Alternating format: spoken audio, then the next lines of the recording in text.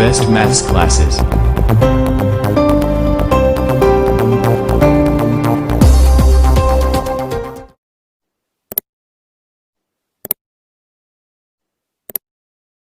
Hey guys, I'm Rajendra Jangid and welcome to my YouTube channel RMC Seeker.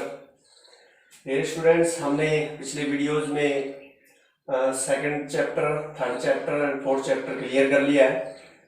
ठीक है, आज के video यदि आपने पिछले वीडियोस नहीं देखे हैं तो प्लीज़ उन्हें देख लीजिए और उन वीडियोस का जो नोटिफिकेशन है, लिंक जो है मैं वो डिस्क्रिप्शन बॉक्स में डाल दूंगा, तो आप वहां से देख लीजिए. ओके, ठीक है. आज हम चैप्टर नंबर 5 शुरू करेंगे जिसका नाम है inverse of a matrix and linear equations. ठीक, इस चैप्टर को हम शुरू करने जा रहे हैं. तो इसमें सबसे पहला जो टॉपिक है, पहला जो पॉइंट है, उस पॉइंट का नाम है नॉन सिंगुलर मैट्रिक्स. तो ध्यान दीजिए, नॉन सिंगुलर मैट्रिक्स नंबर 1, पहला जो पॉइंट है वो है नॉन सिंगुलर मैट्रिक्स.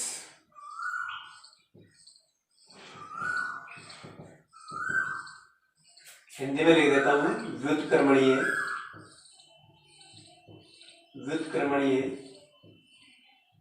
मैट्रिक्स या आव्यूह.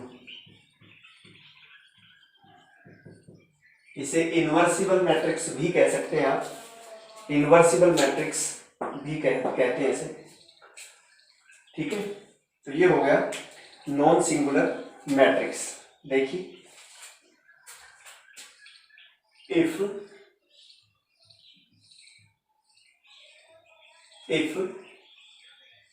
A is a square matrix,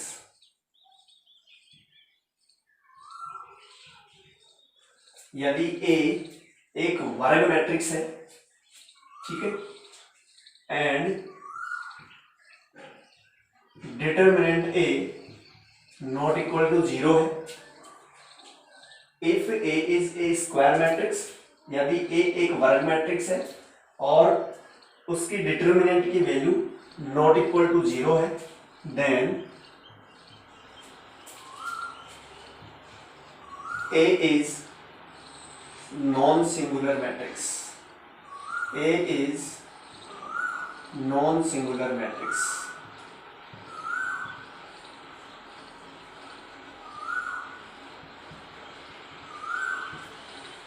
Hindi में बोल देता हूं मैं, यदि A एक वर्ग मैट्रिक्स है और उसकी डिटर्मिनेंट या सारणिक का मान 0 नहीं है, तब A को व्युत्क्रमणीय मैट्रिक्स कहते हैं. ठीक है, एक एग्जांपल ले लेते हैं. जैसे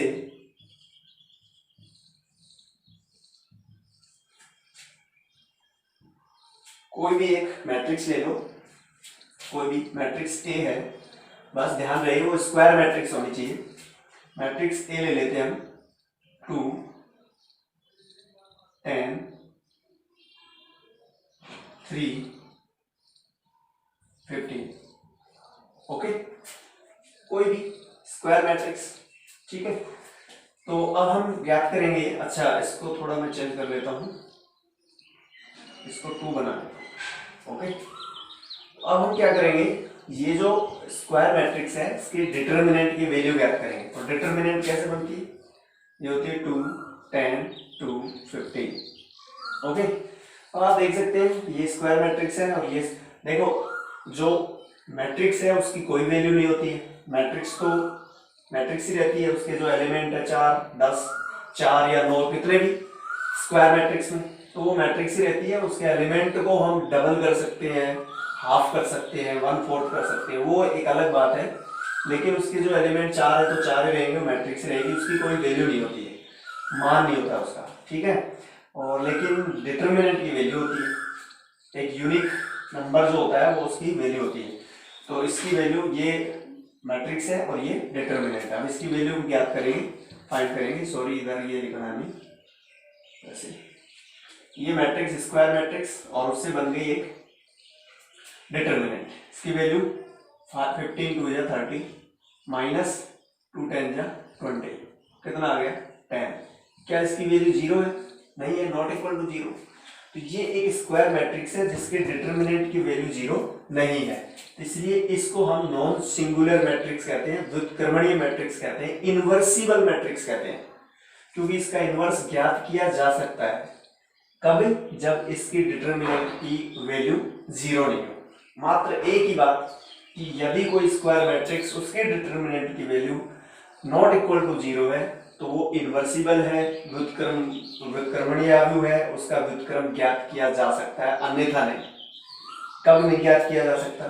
तो इसका जो सेकंड टॉपिक है वो हम लेते हैं, इसको मिटा देता हूं, देख लो आप। तो ये तो था नॉन सिंगुलर मैट्रिक्स। अगला हम लेते हैं सिंगुलर मैट्रिक्स। नेक्स्ट हम लेंगे सिंगुलर मैट्रिक्स।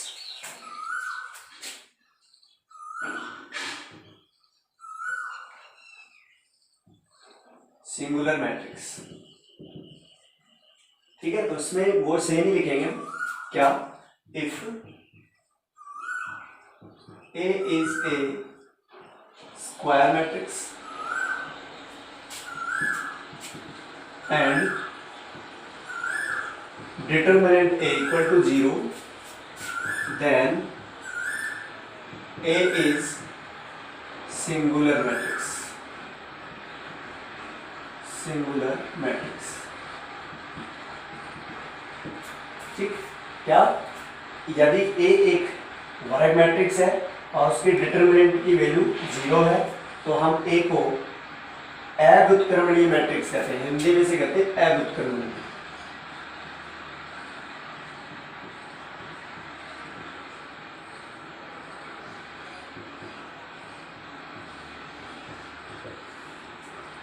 उसे हम अव्युत्क्रमणीय मैट्रिक्स कहते हैं। जैसे एग्जांपल ले लेते हैं। एग्जांपल, यदि एक वर्ग मैट्रिक्स A, इसकी वैल्यू हम ऐसे लिख लेते हैं 2 6 3 9, ये ले लेते हैं कोई भी, ठीक है। तो इसकी जो डिटरमिनेंट है 2 6 3 9, इसकी जो वैल्यू आएगी वो कितनी? 9 2 जा 18 माइनस 6 3 जा 18, 18 माइनस 18 0। अर्थात ये जो मैट्रिक्स है स्क्वायर मैट्रिक्स, इसके डिटरमिनेंट की वैल्यू कितनी आई? 0 आई, इसलिए इसका इनवर्स ज्ञात नहीं किया जा सकता। ठीक, बस एक ही बात हमें याद रखनी है कि यदि नॉट इक्वल टू 0 है, किसी स्क्वायर मैट्रिक्स की डिटरमिनेंट की वैल्यू नॉट इक्वल टू 0 है तो वो इनवर्सिबल है, और इक्वल टू 0 है तो वो नॉन इनवर्सिबल या सिंगुलर है। ओके, देख लो उसको।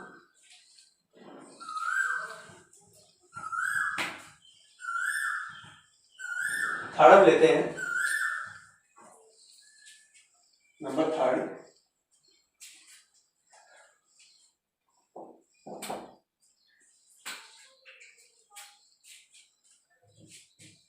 adjoint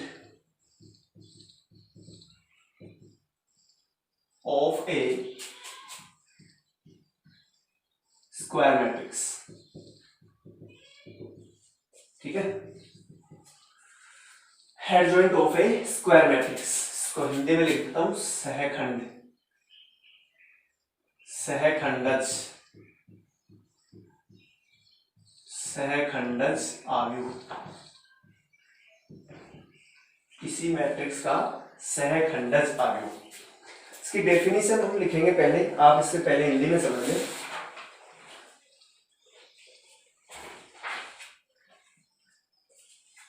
यदि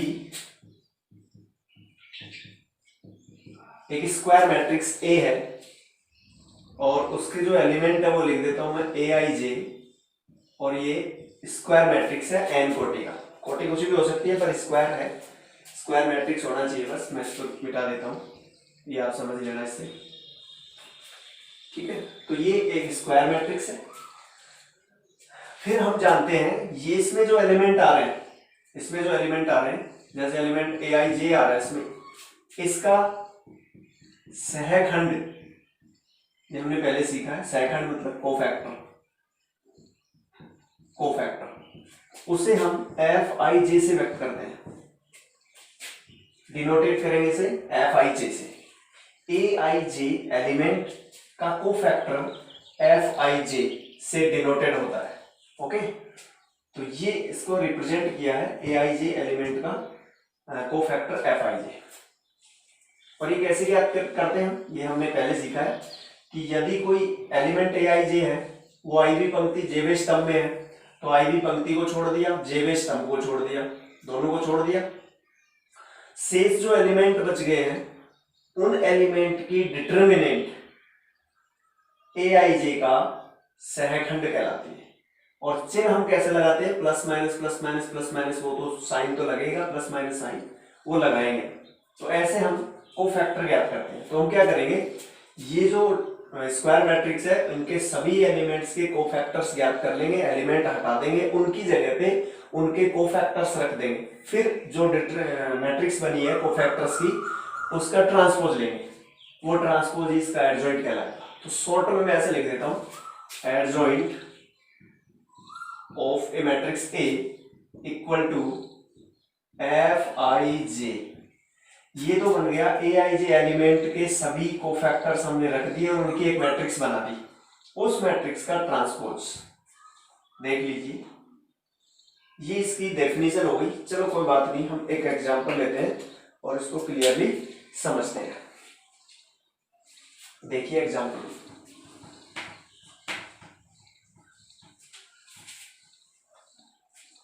एक एग्जांपल ले लेता हूं सिंपल सा।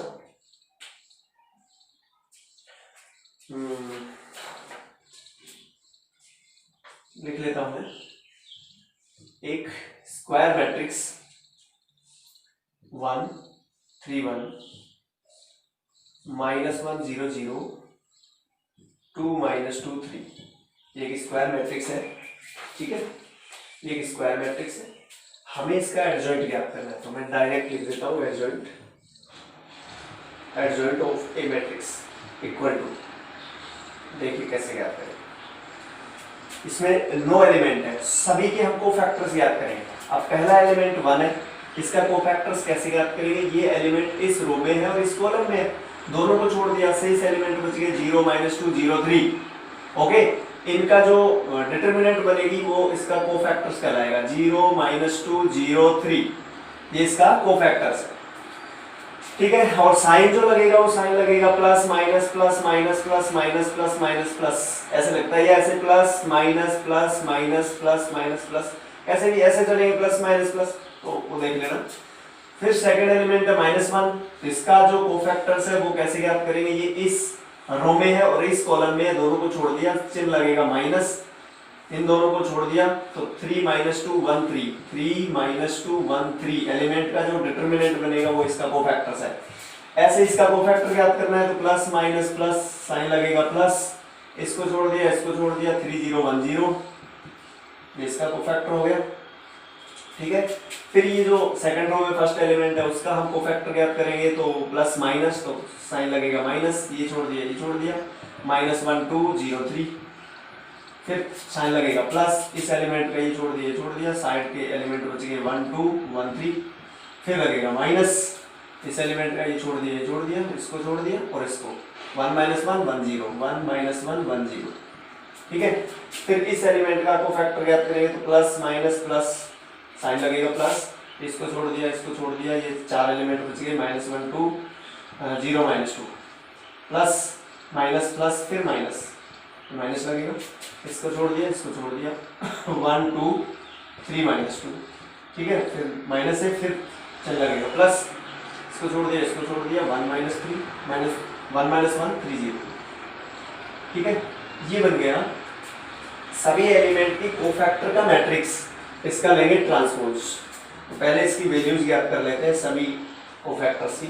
इसकी वैल्यू 0 -0 0 आएगी, इसका 3 3 9 -+2 9 + 2 11, बाहर माइनस है तो -11, ये हो गया 0 -0, इसका 0 हो गया, इसका -3 -0 तो -3, बाहर माइनस है तो +3, इसका 3 - 2 1 आ गया, इसका 0 -1 -1 +1 हो गया, बाहर माइनस है तो -1 आ गया, इसका माइनस माइनस प्लस 2 बन जाए 2 माइनस 0 तो 2 आ गया, इसका -2 -6 -8 बाहर माइनस है तो +8 हो गया, 0 माइनस माइनस +3 और इसका लेंगे ट्रांसपोज।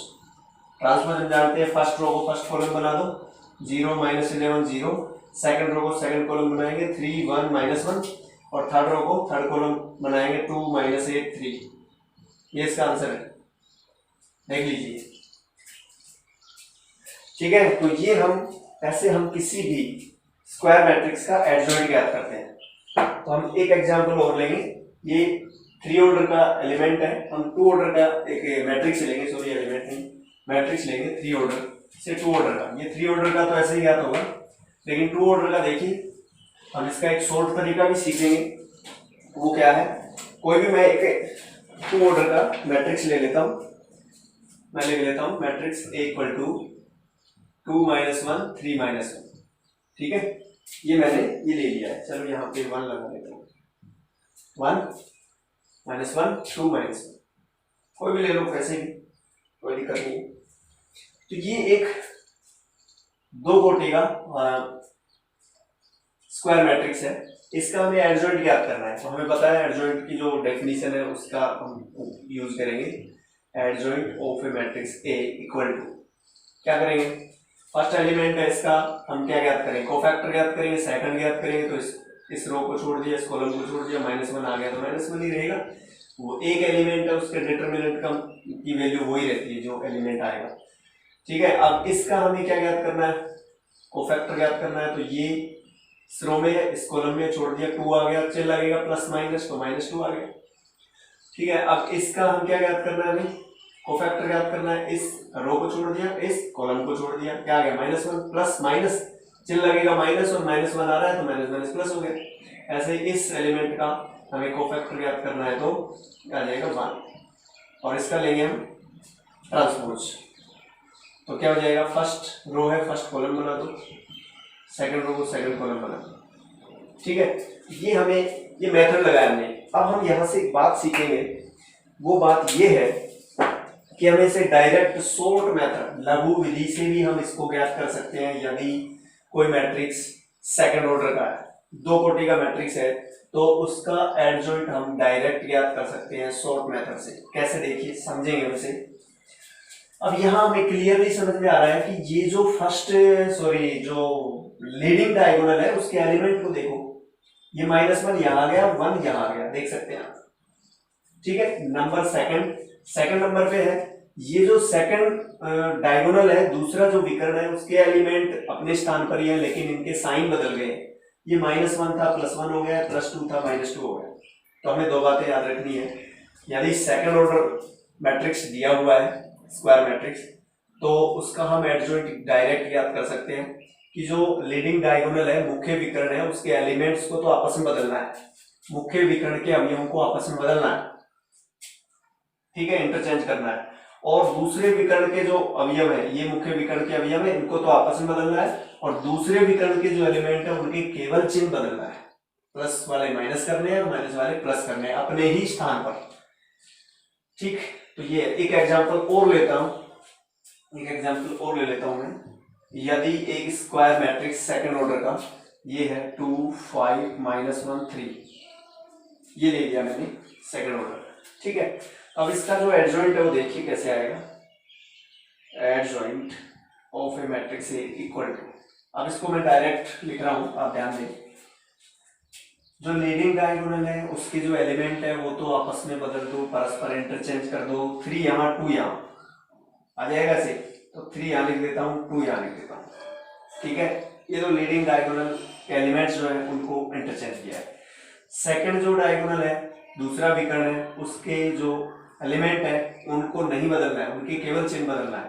तो 5 है प्लस का तो माइनस का हो जाएगा, 1 है माइनस का तो प्लस का हो गया। यही आंसर है।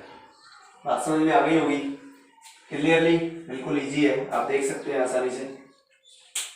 ठीक है, एक छोटी सी बात और ले लेते हैं हम इसके बाद में, लास्ट में छोटी सी बात और सीखेंगे हम यहाँ पे, वो है नंबर 4 में।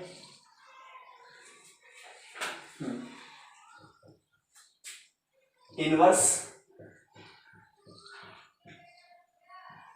Of a matrix, inverse of a square matrix, क्योंकि इनवर्स भी स्क्वायर मैट्रिक्स का ही होता है। Inverse of a square matrix, तो डेफिनेशन समझ लो, यदि A and B are square matrix of same order, A और बी दो वर्ग आव्यूह हैं समान कोटि के, दोनों की कोटि समान है, वर्ग आव्यूह, और इस प्रकार है कि यदि आव्यूह ए को मैट्रिक्स बी से मल्टीप्लाई करें और मैट्रिक्स बी को मैट्रिक्स ए से मल्टीप्लाई करें, दोनों केसेस में आई प्राप्त हो, आइडेंटिटी मैट्रिक्स प्राप्त हो, तत्समक मैट्रिक्स प्राप्त हो, तब हम कहेंगे कि ए का इनवर्स बी है और बी का इनवर्स ए है, एक दूसरे के इनवर्स कहलाएंगे। क्लियर? ये एक दूसरे के इनवर्स हो जाएंगे यदि दो समान कोटि के वर्ग आव्यूह हैं और इस प्रकार है कि उनका मल्टीप्लाई किसी भी क्रम में करें, तत्समक आव्यूह प्राप्त हो, तो वो एक दूसरे के इनवर्स मैट्रिक्स कहलाते हैं। एक एग्जांपल से हम इसे क्लियर करेंगे। देखिए एग्जांपल लेते हैं हम, कोई भी एग्जांपल ले लो, जैसे मान लेते हैं मैं एक मैट्रिक्स ए ले रहा हूं, कोई भी ले लो, 2 5 1 3, कोई भी मैट्रिक्स, ठीक है। और ये दूसरा जो स्क्वायर मैट्रिक्स है वो ले रहा हूं मैं, वो ले रहा हूं 3 -5 -1 2, ये ले रहा हूं। अब इन दोनों का मल्टीप्लाई करेंगे, ए को बी से मल्टीप्लाई करेंगे तो 2 5 1 3 3 -5 -1 2, देखते हैं मल्टीप्लाई क्या आएगा। मल्टीप्लाई हमने पहले सीखा है, आप पीछे के वीडियोस देख ले, उसमें समझ में आ जाएगा। मल्टीप्लाई ऐसे करेंगे रो को कॉलम से, तो फर्स्ट एलिमेंट को फर्स्ट एलिमेंट से, सेकंड एलिमेंट को सेकंड एलिमेंट से मल्टीप्लाई करके ऐड कर देंगे, जोड़ देंगे उनको। तो 2 को 3 से मल्टीप्लाई करेंगे 6 आएगा, और 5 को -1 से मल्टीप्लाई करेंगे तो -5 आएगा, दोनों को ऐड करेंगे तो 6 -5। ऐसे ही इसको इससे मल्टीप्लाई करेंगे तो -10 + 10 -10 + 10। ऐसे ही सेकंड रो को फर्स्ट कॉलम से मल्टीप्लाई करेंगे 3 - 3 से, ऐसे इसको इससे मल्टीप्लाई करेंगे तो -5 + 6। तो आप देख सकते हैं यहाँ 1 आ गया, 0 आ गया, 0 आ गया, 1 आ गया, अर्थात आई आ गया। ऐसे ही b × a प्राप्त करेंगे तो भी यही आएगा, आप देख सकते हैं। तो हम कह सकते हैं कि a का जो इनवर्स है वो b है, b मतलब 3 -5 -1 2। इस ये जो मैट्रिक्स है इसका इनवर्स ये है, क्योंकि इन दोनों के मल्टीप्लाई से आई प्राप्त हुआ है, या इसका इनवर्स ये है, कैसे भी कह सकते हैं। तो ये एक दूसरे के इनवर्स है, ऐसे ये इसकी डेफिनेशन होगी।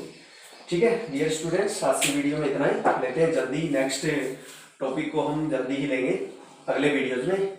ठीक है, तो देखते रहिए, मुस्कुराते रहिए।